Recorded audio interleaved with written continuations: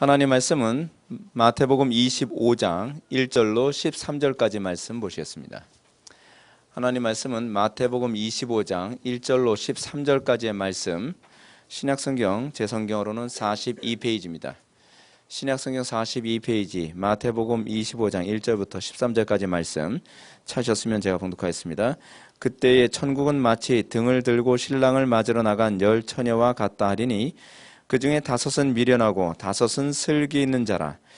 미련한 자들은 등을 가지되 기름을 가지지 아니하고 슬기 있는 자들은 그릇에 기름을 담아 등과 함께 가져갔더니 신랑이 더디 오므로 다 졸며 잘새 밤중에 소리가 나되 보라 신랑이로다 맞으러 나오라 하매 이에 그 처녀들이 다 일어나 등을 준비할세 미련한 자들이 슬기 있는 자들에게 이르되 우리 등불이 꺼져가니 너희 기름을 좀 나누어 달라 하거늘 슬기 있는 자들이 대답하여 이르되 우리와 너희가 쓰기에 다 부족할까 하노니 차라리 파는 자들에게 가서 너희 쓸 것을 사라 하니 그들이 사러 나간 사이에 신랑이 오므로 준비하였던 자들은 함께 혼인잔치에 들어가고 문은 닫힌지라. 그 후에 남은 처녀들이 와서 이르되 주여 주여 우리에게 열어주소서. 대답하여 이르되 진실로 너희에게 이르노니 내가 너희를 알지 못하노라 하였느니라. 다 같이 읽겠습니다. 그런즉 깨어 있으라 너희는 그날과 그때를 알지 못하느니라. 아멘. 이 시간은 혼인잔치와 열처녀라는 제목으로 화음한 목사님 나와서 하나님 말씀 증거하시도록 하시겠습니다.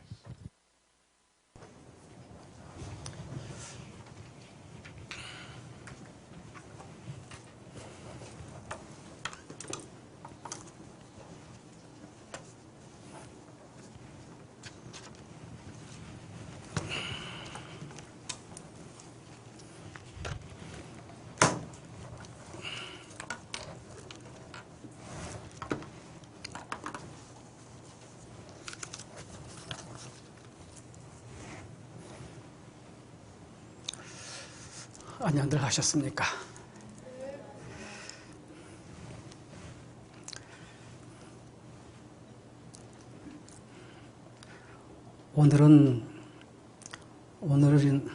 오늘도 먼저 그 2차례에 이어 3차례 혼인 잔치와 관계된 말씀을 가지고 이 시대에 우리를 부르시고 또 우리가 이 시대에 무엇에 주목하고 무엇을 하며 살아야 할지를 우리가 찾아보고 발견하는 시간이 되기를 바랍니다. 성경 창세기를 보면 하나님께서는 아담이 혼자 사는 것이 좋지 않으므로 아담의 돕는 배필로 그에게 분리해 하와를 주셨다고 기록하고 있습니다. 그런데 주목하게 하는 구절이 있지요. 하와를 창조하셨으면 그냥 놔두면 다른 생명체들처럼 놔두면 알아서 만나고 뭐 그렇게 살 텐데 그 창세기는 뭐라고 여기 기록되어 있냐면 하와를 이끌어서 아담에게 오셨다는 그런 말씀이 있습니다. 그리고 이어서 하는 말씀이 남자가 부모를 떠나서 그의 아내와 합하여 둘이 한 몸을 이루함을 가르치고 있죠. 그러고 보면 하나님께 이끌려온 하와 그리고 그 광경을 보면 마치 어떤 혼례를 우리가 연상할 수 있습니다. 아버지의 손에 이끌려 신부가 신랑한테 오는 그 그림이 여기에 담겨 있고 그렇지 않습니까? 그리고 부모를 떠나 한 몸이 되라는 그러한 주례사 같은 말씀이 여기에 나옵니다.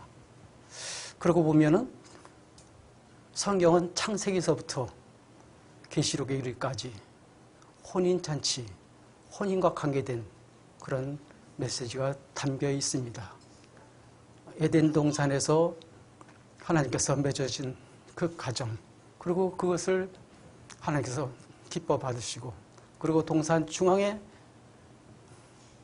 선악을 알게 하는 나무와 또 생명나무를 두시고 그것을 바라보며 살 수 있도록 하셨는데 이제 그것이 파괴됐죠. 아담과 하와가 그 하나님을 경외하는 그것을, 그 자리를 넘버블로 인해서, 그 범죄로 인해서 타락하고, 그리고 하나님의 이띄어진 그런 생명이 끊어졌습니다. 전에도 한번 말씀드렸지만 마치 꽃병에 꽂아는 그 꽃들이 그거 한 며칠 동안이요 봉오리도 잎을 피고 살아 있습니다. 그렇지만 죽어가고 있는 것이요. 이미 죽어가는 그 삶인데 그걸 사는 것인 줄 알고 우리 인생들은 그렇게 살아왔던 것입니다.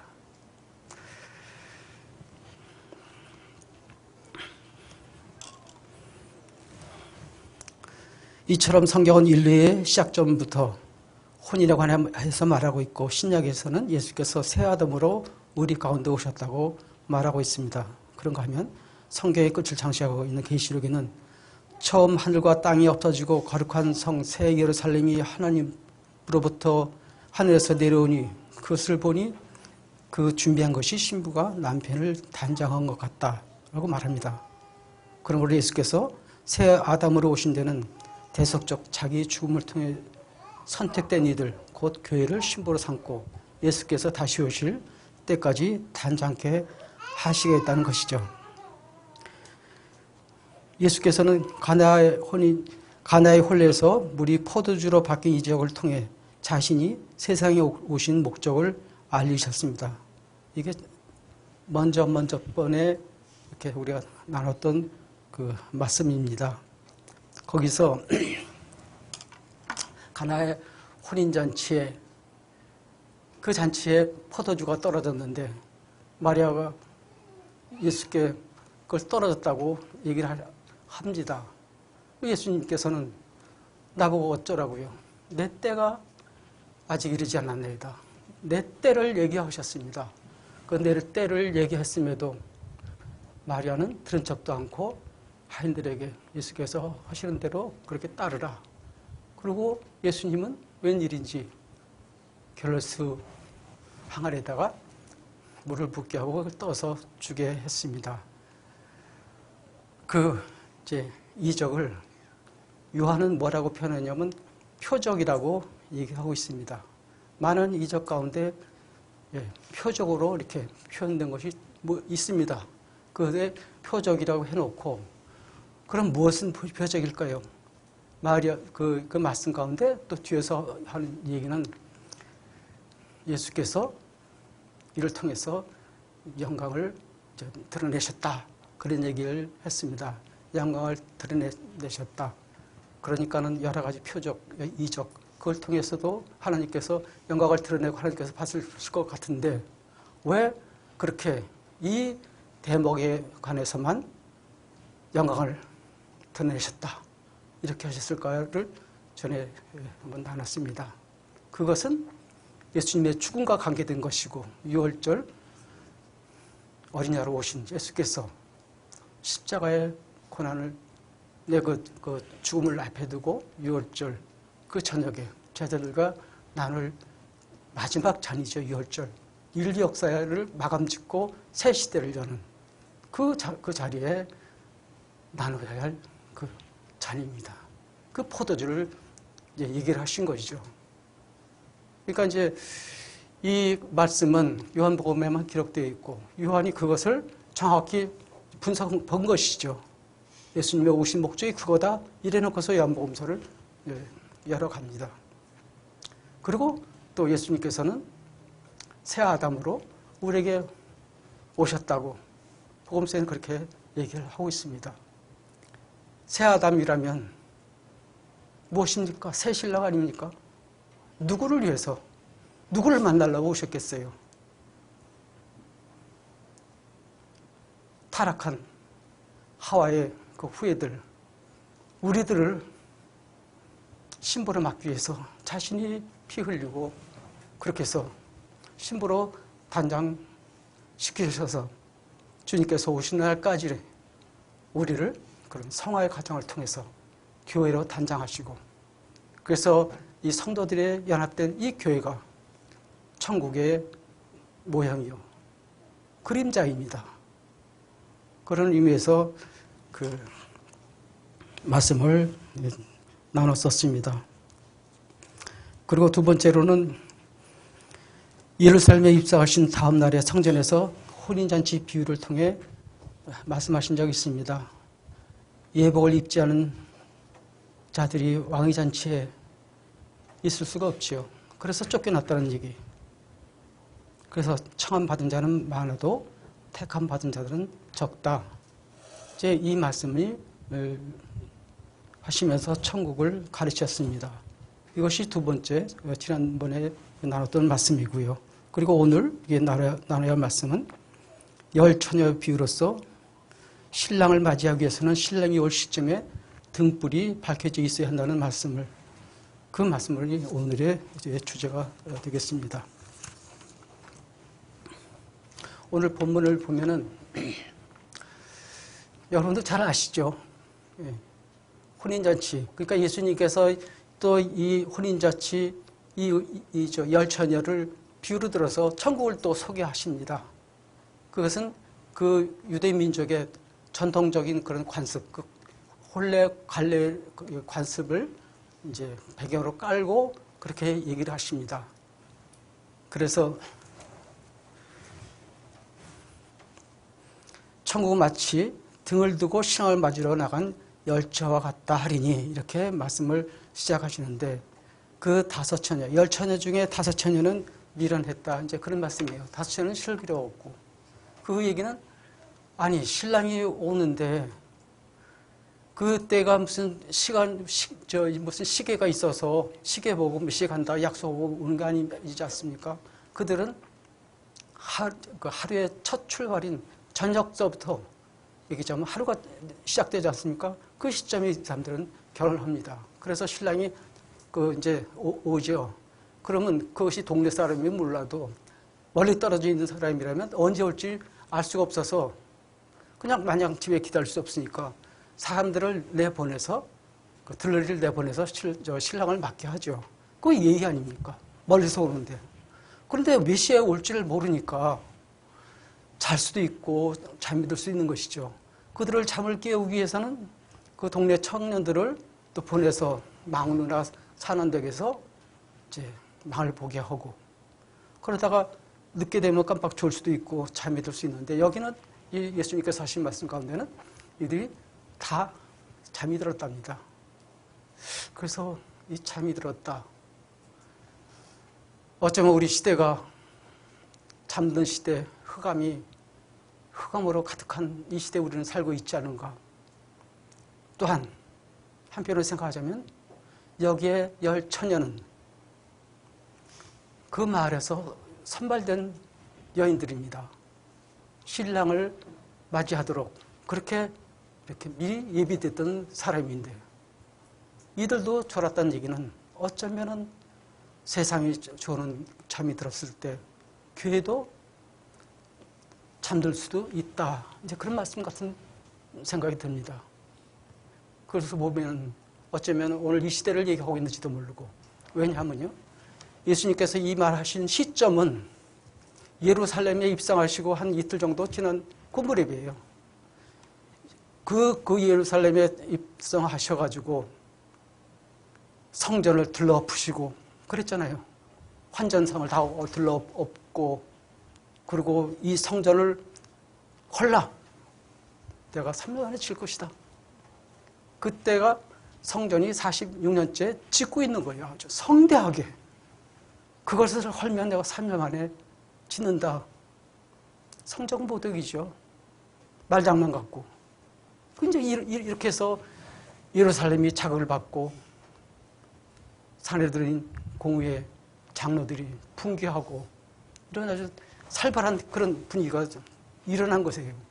더군다나 이때는 6월절이라 원근각지에서 다 사람들이 모였던 때라, 미어지 터질도록 그렇게 모였던 때 예수님께서 그런 성전을 들러엎으시고 그런 아주 엄청난 말을 이제 쏟아내시고 이제 이런 상황입니다. 그런가 하면 그 다음 날은 그 예루살렘의 감람나무 아니죠. 무화과나무가 그 열매 맺을 때도 아닌데 거기서 열매가 있을까 하고 시장하셔서 찾아왔다고 기록되어 있지만은 아니 그 열매가 맺을지 안 맺을지 예수님 모르십니까? 거기까지 가서 들여다보고 확인하셔야 아냐고요. 예수님께서는 거기서 열매를 맺지 못하고 저주를 하십니다. 그러고서 그 다음날 보니까 말아 죽었어. 이게 뭐냐면 그 예루살렘을 얘기를 하는 것이거든요. 무화과나무라는 것은 이스라엘을 상징하는 나무이기 때문에 그 상황이 어떤지 열매를 맺지 못하고 왔다는 그 예루살렘에 대한 고발이에요. 그걸 드러낸 것이에요. 그리고 어떻게 심판할 것인지 어떻게 멸망할 것인지를 거기다가 그 그림 속에 담으신 것입니다. 이런 상황에서 예수님께서 지금 혼인잔치를 얘기를 하신 거예요. 예수님께서는 천국 비유를 여러 차례 하셨습니다. 뭐 어떤 여인이 가루 서말에 그 뭐죠? 누룩을 넣은 것처럼 그런 것 같다든가, 또는 어부가 각종 물고기를 모으기 위해서 그물을 던진 것 같다든가 여러 가지 그런 비유를 말씀하셨습니다. 그런데 오늘 여기 비유 말씀은 그때하고 달라요. 왜냐하면 예수님께서 이제는 고난받으실 직전이고, 그 다음에 그것을 예수님께서 이 성전에서 막 들러엎고 발언하시고 독사의 자식들아 그리고 폭언을 하시고 그리고 화이슬 찐저 그렇게 저주를 퍼부으신 그런 상황입니다. 발칵 뒤집어졌죠. 거기가 어딘데? 거기는 대제사장을 비롯한 사내들인 그 권위가 있고 그들이 있는 곳에 불을 질러놨으니 그런 상황에 이 말씀을 하셨다는 것입니다. 그러니까 이제 그 앞에도 혼인잔치에 가는 것은 그걸 여기 입성하기 전 얘기죠. 오늘은 열처녀를 가지고 이제 얘기하시는 거예요. 열처녀 가지고 그러한 상황에서. 그렇기 때문에 이 열처녀 이 비유는 그냥 열처녀의 비유만 이거 들여다보고서는 이렇게 이해하려고 그러면 그냥 이렇게 좁게 해석하고 그냥 그러고서 넘어갈 수밖에 없습니다. 아, 이게 뭐 그렇구나 보니까는 등불이 꺼져가네. 등불 위에 기름이 없어서 그 여인들이 참 당혹스러워가지고 기름을 좀 달라고 그러네. 이제 이렇게 여기하고 그래서 그 뒤에 살아갈 때 신랑이 왔다. 이렇게 우리가 이해하고 맙니다. 그래서 기름이 중요하구나. 우리가 여기서 머물죠. 이 얘기는 틀린 것은 아닙니다. 이 말은 맞아요. 근데 이 전체 그때 상황과 그 다음에 이 배경들을 놓고 볼 때 이것은 새롭게 또 우리에게 이제 다가오는 것이죠. 여기서 의미하는 그 뜻이 무엇일까? 예수님께서 왜 혼인잔치 이것을 이 상황에 말씀하셨을까? 그렇게 긴박하고 그런 위기 가운데서 예수님께서 이 비유를 들어서 말씀하셨습니다.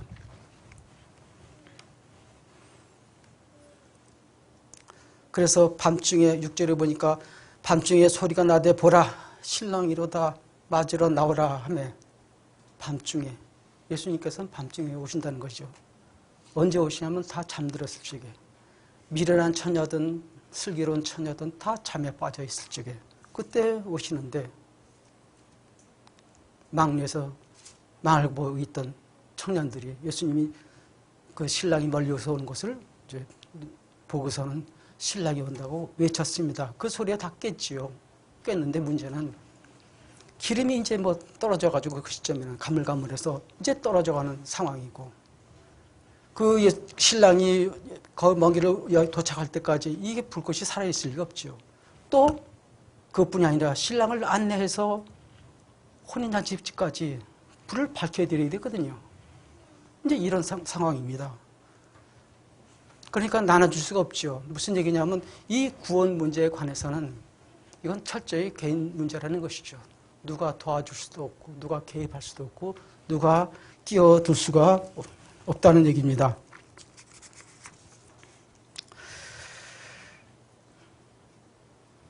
그래서 여기서 우리가 주목하게 되는 건 우리가 기름을 나누어 쓰기에는 다 부족할까 염려하는 처녀들의 그 말이죠. 구원은 누구도 대신할 수 없고 도울 수도 끼어들 수도 없는 엄연한 개인적 문제로서 기름 준비를 하지 않는 그들의 문제라는 것이죠. 이 점에 있어서 우리 기독교와 천주교가 아주 또 다릅니다. 시각이 달라요. 무슨 얘기냐면요. 사도신경 고백하지 않습니까? 사도신경 천주교도 있고 우리가 있어요. 그것은 이제 그때부터 이어오던 것이 우리가 같이 고백하고 있는데 문제는 이제 거기에는 다른 점이 있습니다. 이제 그들에게는 뭐냐면 모든 성인들의 통용에 대한 믿음의 고백이 추가되어 있다는 것이죠. 그러니까 성령을 믿습니다. 그리고 그 다음에 뭡니까? 그 다음은 바로 이 사람들 그렇게 얘기해요.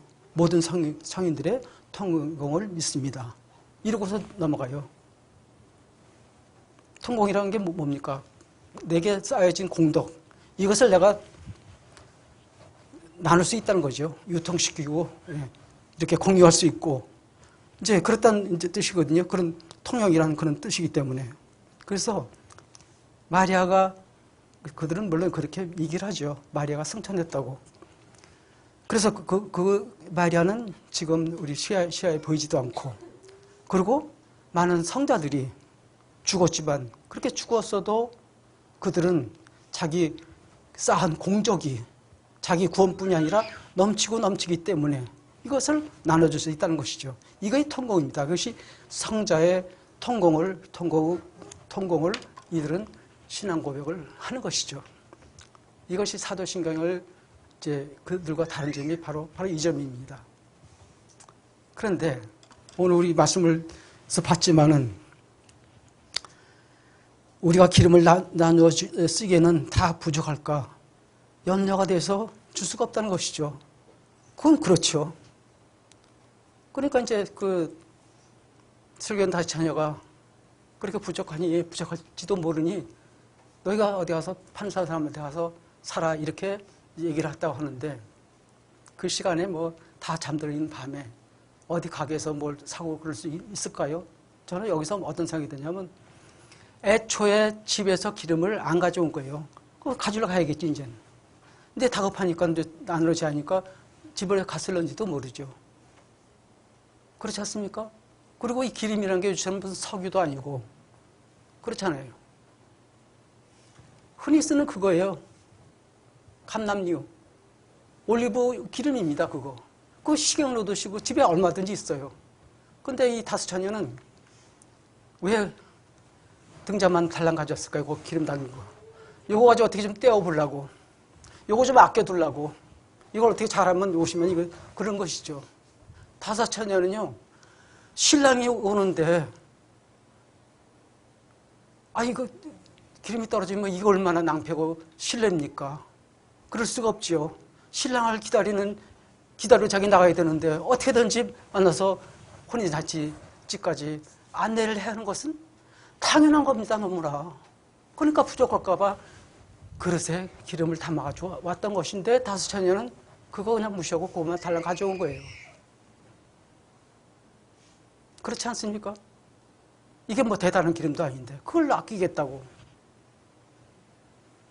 그런데 여기 특이한 점을 또 한 발견할 수가 있습니다. 뭐냐 하면은 이게 뭐냐면 그 당시 그런 풍습에 어떤 전설이 그런 얘기가 있었더라.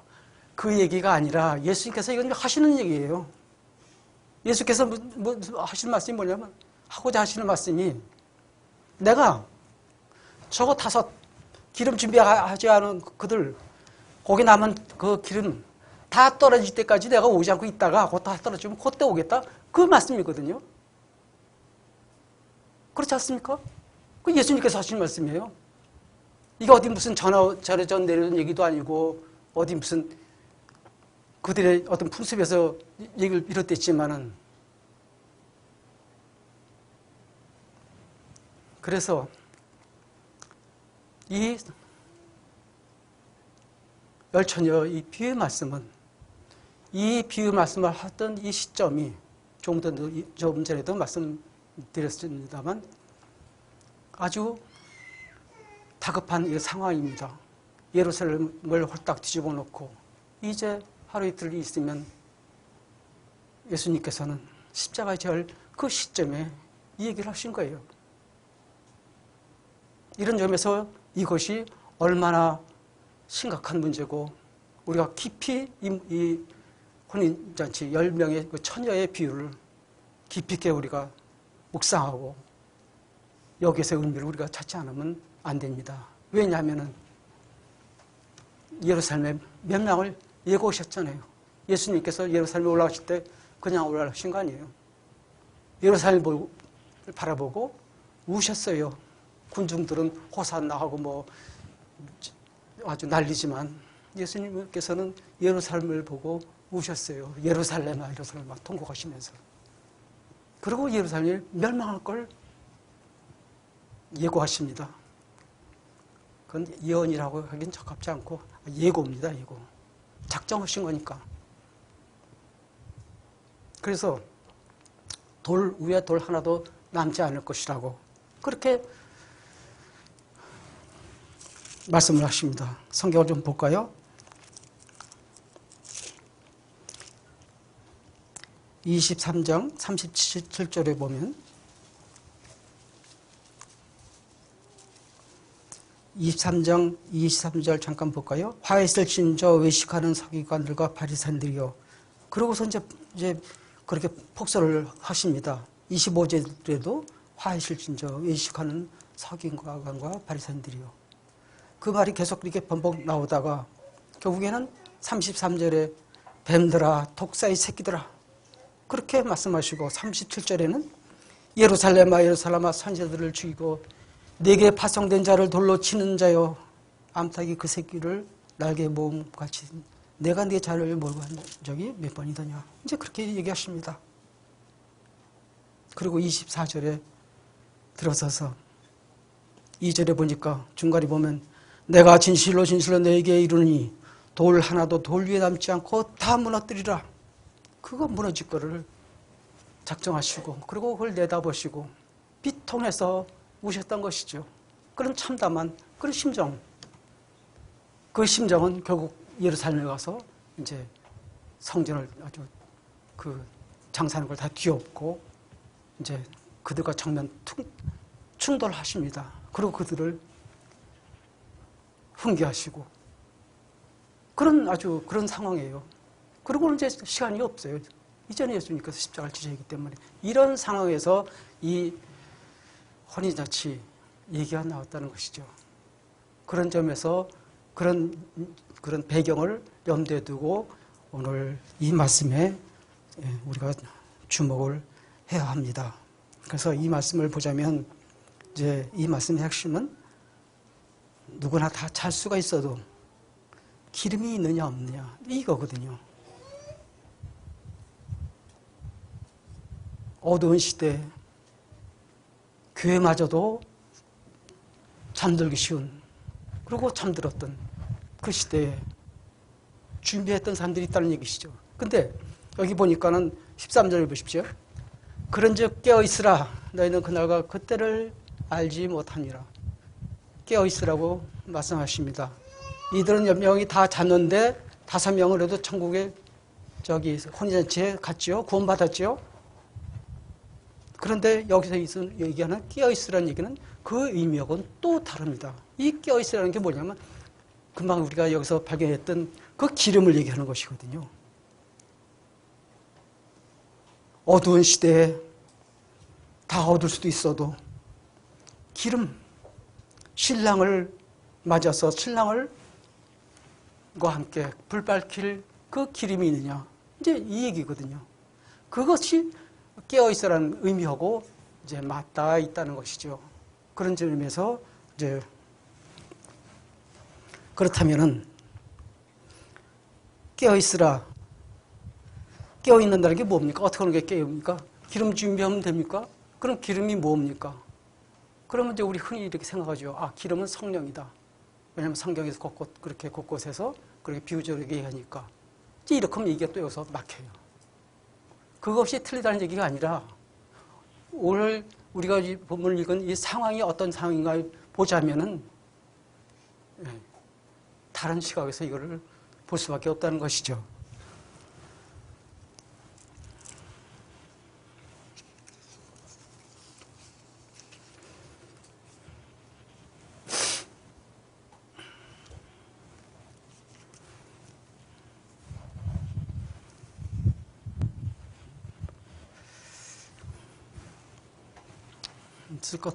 뭐 할 수 없어요. 그건 놔둬도 됩니다. 예, 넘어가죠. 그래서 그 24절에 우리가 좀 이제 마저 좀 들여다보면 3절에 보면 예수께서 갈람산 위에 앉으셨을 때에 제자들이 조용히 와서 이르되 우리에게 이르소서 어느 때에 이런 일이 있겠사 오며 또 주의 임하심과 세상 끝에는 무슨 징조가 있사오리까 하면서 여기에는 말씀이 예루살렘이 멸망과 함께 그 인류의 추후의 그 마지막 그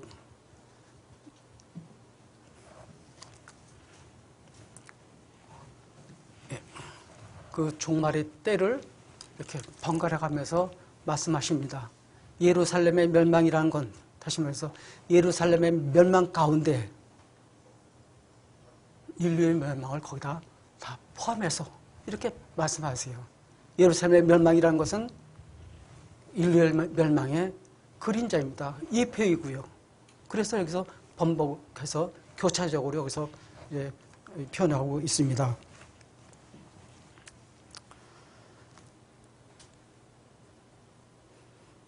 그리고 그 15절을 좀 볼까요? 24장 15절. 그러므로 너희가 선지자 다니엘이 말한 바 멸망에 가증한 것이 거룩한 곳에 선 것을 보거든 읽는 자는 깨달을진저 그때 유대에 있는 자들은 산으로 도망할지어다. 예루살렘이 멸망은 AD 70년에 이제 멸망하게 됩니다. 그때는 상황으로 보자면 베스파시아누스 이제 동방 사령관으로 있던 그가 그 유대 갈릴리 지역에서 이제 밀란이 나고 전쟁이 난 바람에 그것을 이제 제압하러 이제 군대를 끌고 이제 내려오다가 하필 그때 또 그 네로 황제가 이제 사망을 합니다. 네로가 죽고 그래서 아주 황급히 로마로 돌아갑니다. 그 뒤를 그래서 네로의 뒤를 이어 이제 이 사람은 그 다음 황제가 됐고 그 아들 티투스는 그 아버지의 그 하던 전쟁을 마저 치릅니다.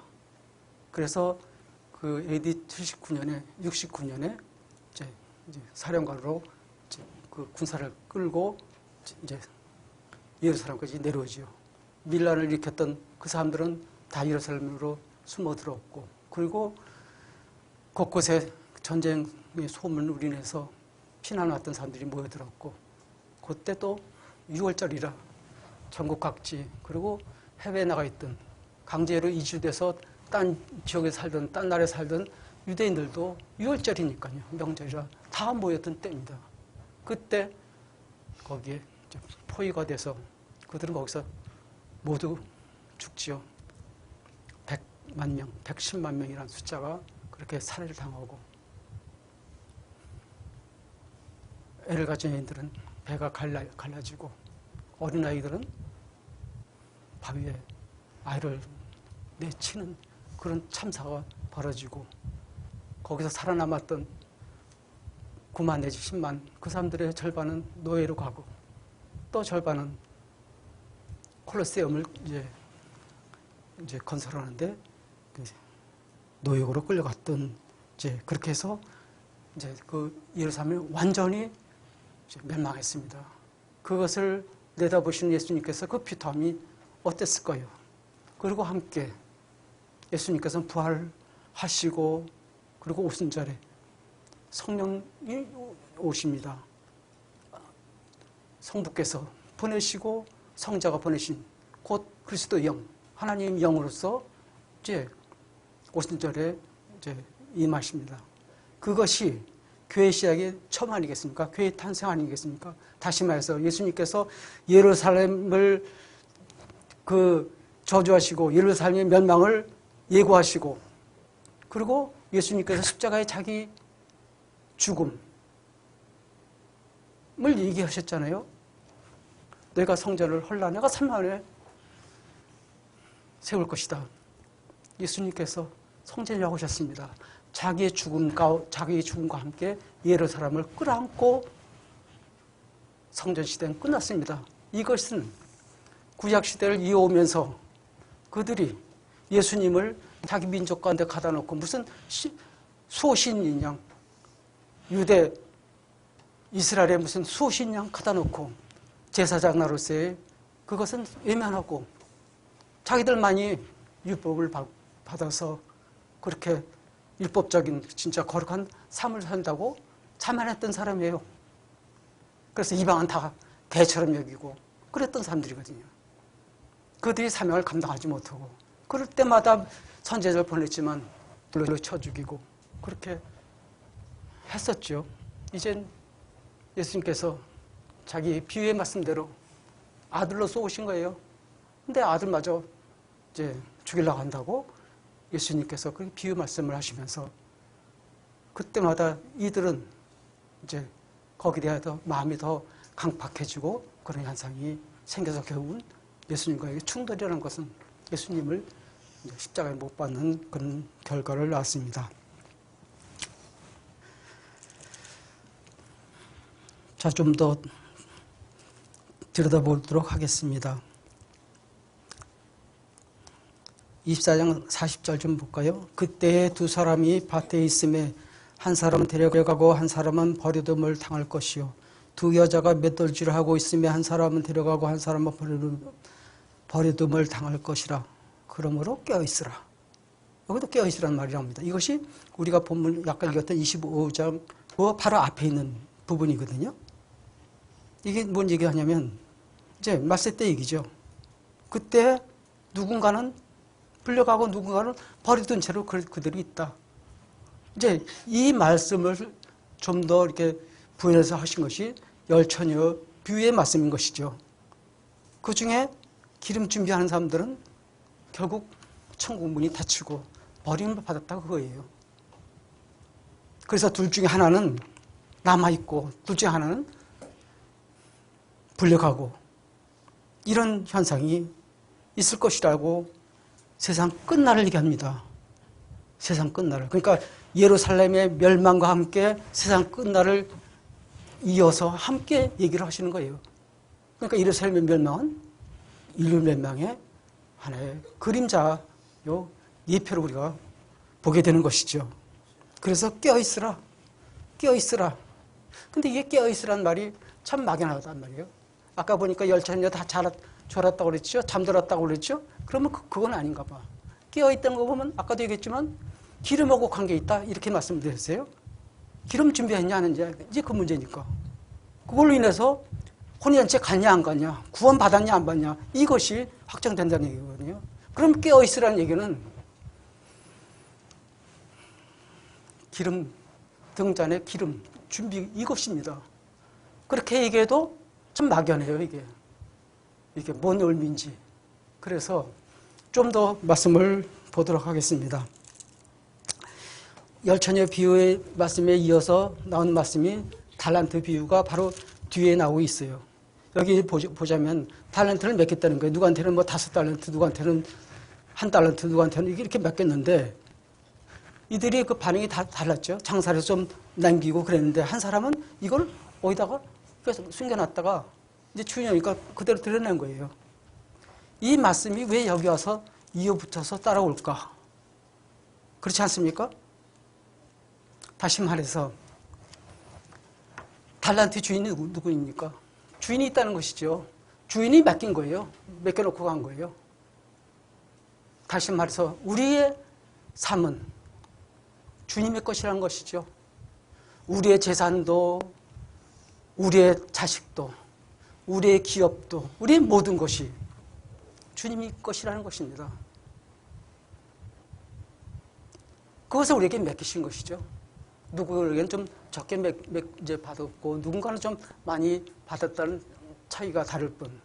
근데 한 사람은 이것을 그냥 덮어놓고 숨겨놓고 그랬던 얘기거든요. 주인이 들은지를 모르고. 이 얘기가 그 혼인잔치에 미래는 다시 처녀하고 이제 같은 얘기예요. 신랑이 오는데 어떻게 그것만 달랑가지고 갑니까? 상식적으로 생각해도. 뭔가 하면은 아까운 거야. 내 거 다 내놓기 싫어서. 자, 그러면 그 다음을 또 마저 좀 볼까요? 이게 왜냐면 25절에 얽혀있는, 25장에 바로 계속 얽혀서 나오는 말씀이기 때문에 그렇습니다. 그래서 이제 달란트 얘기에는 26절에 보니까 그 주인이 대답하여 이르되 악하고 게으른 종아, 나는 심지 않은 데서 거두고 해지지 않은 데서 모르는 줄을 내가 알았느냐. 이제 그런 얘기 말씀이 나오고 31절에 볼까요? 인자가 자기 영광으로 모든 천사와 함께 올 때, 그러니까 예수님께서 재림하실 때예요. 그러니까 이제 혼인잔치에서 얘기하자면 신랑이 언제 나타난 거죠. 그들이 다 잠들었을 적에. 그리고 다섯 처녀 기름이 다 꺼질 무렵에 그 때를 맞춰서 예수님께서는 오신다는 얘기입니다. 32절 보십시다. 모든 민족을 그 앞에 모으고 각각 구분을 하기를 목자가 양과 염소를 구분한 것 같이 하여 양은 오른편에 염소는 왼편에 두리라. 양과 염소도 주인의 가축들입니다. 그런데 양과 염소를 구분하겠다고 하죠. 그리고 32절에 시작이 뭐냐면 모든 민족을 그 앞에 둔다고는 얘기를 했어요. 그 가운데 양과 염소를 구분한다. 무슨 얘기냐면 우리가 세례받고 교회에 등록하고 교인이 돼서 그렇게 신앙생활을 해서 우리가 들어온 것 같아도 그들은 그러니까 이렇게 게으른 이제 그 달란트를 받아서 그렇게 주인에게 그냥 뭐 남긴 거 없이 그냥 갖다 했던 그 사람들이나 또는 혼인자체에 미련한 다섯 처녀처럼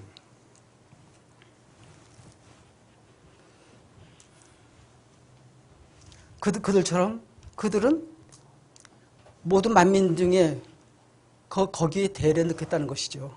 그거를 양이란 염소란 대열에 넣겠다는 거예요. 양과 염소가 그렇게 분리됩니다. 그러니까 염소가 있어야 할 자리, 여기는 모든 민족이 거기에 설 거지만 그러나 그 중에도 하나님께서 그러니까 우리가 하나님의 은혜를 맛보고도 게을렀거나 하나님께 모든 것을 얘기하자면 충성하지 못했던 그들에게 하는 말씀입니다. 그리고서 우리가 잘 이해가 안 가는 부분이 이제 그 다음부터 나오는 부분인데 35절을 보십시다. 내가 줄일 때 너희가 먹을 것을 주었고 목마를 때 마시게 하였고 나그네 되었을 때 영접하였고 헐벗을 때 옷을 입혔고 병들었을 때 돌아보았고 옥에 갇혔을 때 와서 보았느니라. 이에 의인이 대답하여 이르되 주여 우리가 어느 때 이제 그리하나이까 이렇게 하죠. 예수께서는 지극히 작은 자에게 한 것이 내가 한 것이다. 그리고 지극히 작은 자에게 안 한 것이 내가 한 것이다. 이 얘기가 앞에 그 혼인잔치와 이 뭔 얘기 관계가 있길래 이렇게 이어서 이 말씀을 하십니까? 깨어있으라는 얘기하고 또 이게 무슨 관계가 있냐는 얘기죠. 이 얘기가 엉뚱하게 나와서 이게 이것만 들여다보면 이 말은 그러나 하지만 이 전체 그 25장 전체 문장을 놓고 보자면은 이것이 엉뚱하고 낯섭니다. 전혀 맞지도 않고. 그런데 예수님께서 하셨거든요. 의도적으로 하셨어요. 깨닫게 하기 위해서. 그래서 깨어있으라는 것, 그건 곧 기름 준비하라는 것 아니겠습니까? 그럼 기름 준비한다는 것 또는 깨어있는다는 것, 그게 무슨 의미냐? 그것을 이해하는 것이 바로 여기에 오늘 지금 보고 있는 이 문장에서 볼 수가 있습니다. 지극히 작은 자에게 한 것이 내게 한 것이고 지극히 작은 자에게 안 한 것이 내게 안 한 것이다. 그렇게 얘기하시면서 46절을 볼까요? 그들은 영벌에 의인들은 영생에 들어가리라 하시니라. 이게 이제 천국문이죠. 혼인잔치문이죠. 그래서 문을 닫고 한쪽은 영벌에서 일을 갈 것이고 한쪽은 그 천국잔치에 간다는 이 그림이 전체에 얽혀 있습니다.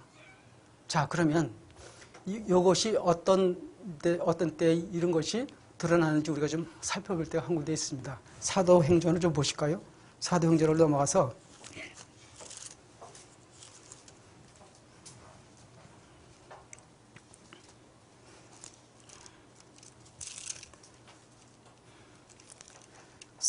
이 2장 43절에 보면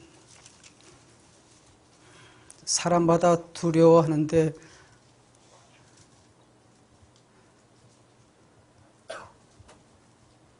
사람마다 사도들로 말미암아 기사와 표적이 많이 나타나니 믿는 사람들이 다 함께 있어 모든 물건을 서로 통용하고 45절에 또 재산과 소유를 팔아 각 사람의 필요를 따라 나눠주며 날마다 마음을 갖춰야 성전에 모이기를 힘쓰고 집에서 떡을 떼며 순전한 마음으로 음식을 먹고 이제 이런 말씀이 나오는데 이 말씀이 또 한 군데 나와요. 바로 4장 넘겨보면 4장 32절에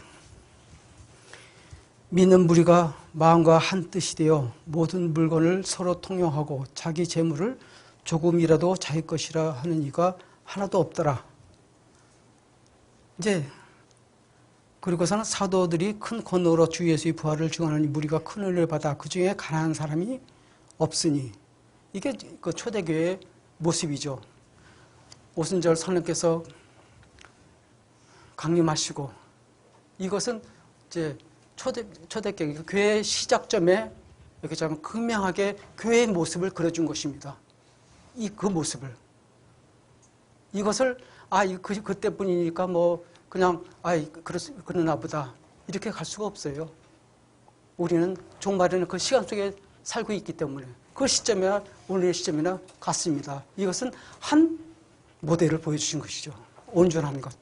왜냐하면 예수님께서 십자가 짊어지기 전에 죄들 앞에서 기도하신 게 있잖아요. 아버지와 내가 하나인 것처럼 저들도 하나가 되게 살살하는 그런 간절한 기도를 하셨습니다.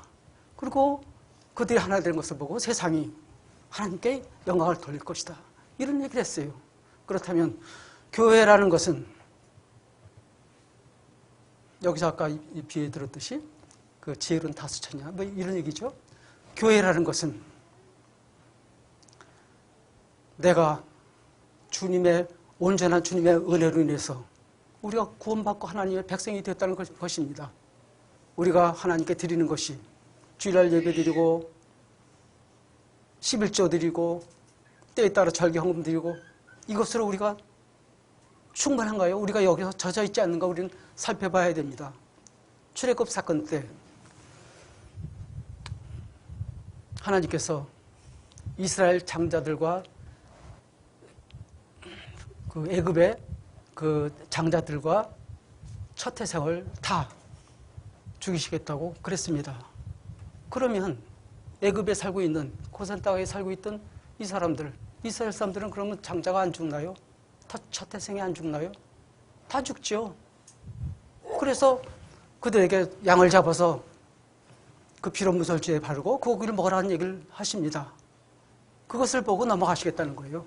그리고선 애굽의 장자들 다 쳐 죽였습니다.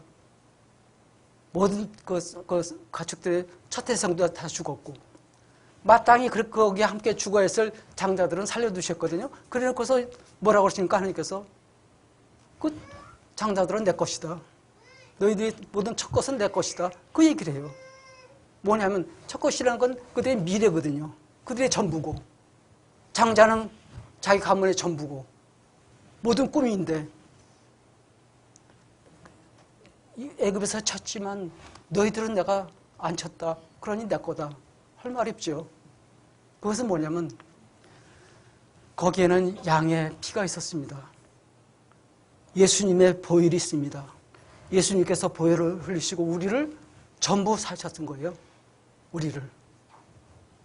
이런 시각에서 우리가 그 생활을 해야 되고 또 주님 앞에 나와 예배를 드리고 그래야 옳은 것이죠. 우리가 어느 정도 헌신했다고 해서 그 헌신을 그저 자랑 삼고 또는 내가 한 번도 11조를 빼먹은 적 없다고 그것을 은연중에 의의가 돼버리고 그렇지 못한 사람들을 그렇게 봐줘야 되겠는 얘기죠. 여기 오늘 지금 본문을 좀 더 보십시다. 그래서 이제 5절에 바로 가면 바로 이제 이 사건이 나와요. 5절 전에 36절을 보십시다. 4장 36절. 구불에서 난 레위족 사람들이 있으니 이름은 요셉이라 사도들이 일컬어 바나바라 번역하면 위로의 아들이라 하니 그가 밭이 있음에 팔아 그 값을 가지고 사도들 발 앞에 두니라. 이제 이 얘기를 먼저 전제를 깔고 있습니다. 그리고서 뒤에 바로 나오는 얘기가 아나니아와 삽비라 얘기가 나옵니다. 그들도 팔았어요. 그런데 그들이 얼마를 감췄다는 것이죠. 그러면 이 사람이 사도 앞에 내는 것이 어느 정도 있을까요? 교회 앞에 내는 것이 어느 정도 있을까요? 교회와 내가 하나다. 주님께서 교회의 몸 되시고 우리는 지체다. 주님께서 교회의 머리 되시고 우리는 그 지체다. 그렇게 고백하고 하던 이때입니다. 그래서 네 것 내 것이 없이 통용했던 것이에요. 완전한 하나를 설명한 것이에요. 그 그림을 우리가 이 오순절 사건에서 우리가 발견할 수 있는 것이죠. 그래서 금방 봤듯이 아나니와 삽비라 그 얘기 앞에 그 바나바라는 구불의 옛날 그 레위족 그 사람 요셉이라기도 하고 이 사람은 다 갖다 바쳤는데 아나니아 삽비라는 얼마를 감췄다 그거예요. 그러면 얼마 감췄으면 얼마나 되겠습니까? 많은 부분 대부분이 냈다는 얘기거든요. 그리고 얼마 정도 이제 감췄겠죠. 이거 대단한 헌신입니다. 요즘 11조 어림도 없어요. 그거 비교하자면. 우리가 생각을 잘해야 됩니다. 우리가 어디 교회 뭐 헌금하고 뭐 정도 하고 한 것에 우리가 거기서 안주하고 그래서는 주님 오실 때 우리가 뭔 소리를 들을지 몰라요. 이 아나니아 삽비라 이는 뭐냐면 교회와 우리는 하나 못 되겠다는 거죠. 한 발을 뒤로 빼고 있다는 것이죠. 만에 하나 내가 좀 뭐 여차하면 좀 나도 살아야겠다 하기 때문에 전적으로 하나님을 의뢰하지도 않고 교회가 천국임을 그리고 우리가 영원히 소망하던 그것임을 부인한 것이죠. 그래서 성령을 서겠다고 여기에 말하고 있습니다. 아나니아 삽비라는 그들은 그대로 또 죽었어요. 이 그림이 이 그림을 우리가 연계해서 생각할 수가 않을 수가 없다는 얘기죠. 왜냐하면 열처녀의 비유 그 뒤에 이어서 달란트에 관한 얘기를 주인이 찾잖아요. 내가 맡긴 거. 그렇잖아요. 우리 게 어디 있습니까? 다 하나님 것이죠.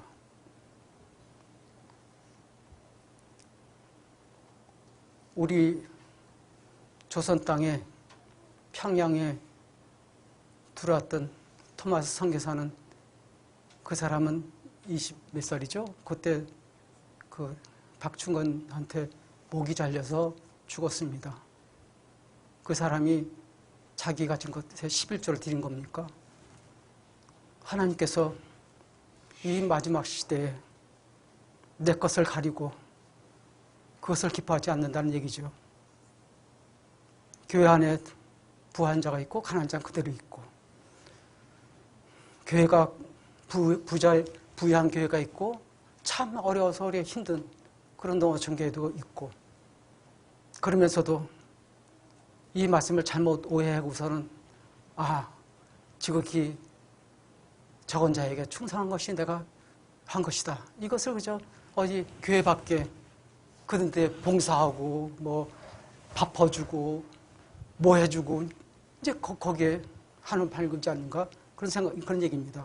왜냐하면은 이 말씀은 누구한테 했냐면 이방인한테 한 거야 아니에요. 예수님께서 이방인한테 한 것이 아닙니다.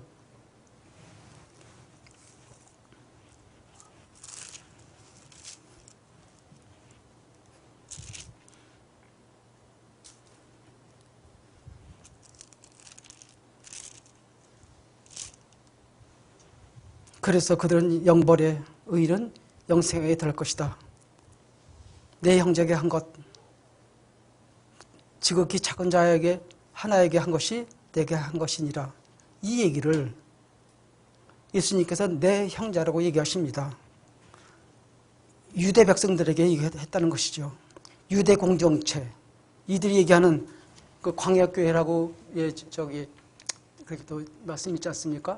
교회입니다, 교회. 하나님께서 이들을 구별해내서 애굽에서 구별해서 그들의 하나님이 되셨고 그의 백성으로 삼으셨어요. 그 교회 모델입니다. 이것은 오늘의 교회 모델과 이제 같다는 것이죠. 그런 점에서 우리가 하나님께 그러니까 교회를 이룬다는 것, 교회가 교회에 닿아준다는 것에 우리는 다시 한번 생각할 때가 됐다는 것이죠. 교회가 근래에는 어떤 번영주의에 물이 들어가지고 참 많이 잘못 가고 있습니다.